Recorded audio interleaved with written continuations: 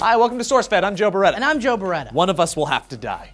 So I have a couple thoughts on the current state of workplace environments and the treatment of the everyday worker. I'm going to use my father as an example. Back in the day, when he started working for his employer, there was an overarching sense of gratitude directed towards employees. And I think this was closely connected to the American ideal of embracing and respecting nose-to-the-grindstone American workers. Benefits were pretty good, worker appreciation days occurred, and employees were treated not just as employees, but as people. That was like early to mid-90s, but all that changed over the last 20 years or so. As time went on and America began to struggle, things began to change. It was a slow change, but it happened. Benefits were slashed. Instead of a Christmas bonus, we got a freaking coupon for a Christmas turkey. And heaters were taken out of the factory during cold Montana winters. It's like mind-boggling. Instead of, hey, thank you for helping me run a successful business, you're appreciated, it changed to, hey, shut up, do your work, you're lucky you have a job. If you don't like it, leave. And the more I talk to people, the more disheartened I get because I feel like the value of the American worker has been tragically diminished. And that is why I want to talk about Howard Cooper. Back in April, 83-year-old Howard Cooper sold his 47-year-old auto dealership. He opened the shop in 1965 as a Volkswagen dealership and went on to add Porsche, Audi, and eventually Honda. He struck a deal with an Ohio-based corporation called Germain Motor Company. And I don't know if you guys know this or not, but when you work for a business that is selling itself off, it's a very uneasy time. You don't know if your job is secure, you don't know if the place is going to be shut down. I mean, you don't know if your new boss is a freaking space beast that wants to feast on your body stuff. That's scary. I know. But none of that weird stuff happened to Cooper's 89 employees because he hooked them up big time. After he struck the deal, Cooper surprised his employees with fat bonus checks to the tune of $1,000. Oh. Wait for it. For each year worked at his company.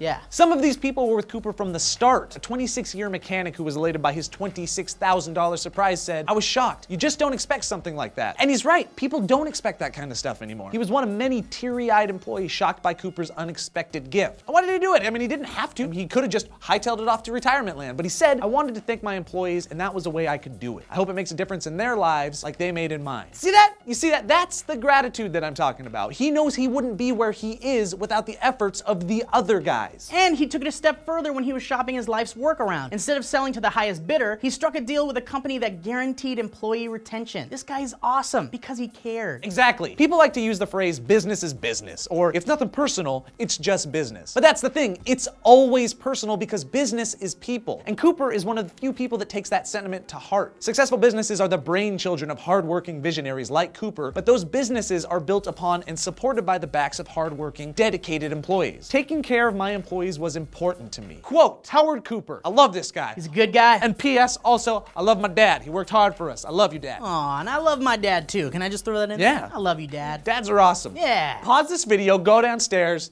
tell your dad you love him. Yeah, and if he's not near you, text him. If you don't know him, get online, search through all the databases, Ancestry. Find him. And if you can't find him, tell somebody else's dad you love him. It'll be weird and funny. If you're a dog, you're not watching this. So what are some of the coolest stories you guys have about bosses? Let us know in the comments down below. Like, subscribe, click annotation for more stories. I'm Joe Beretta. I'm Steve Zaragoza.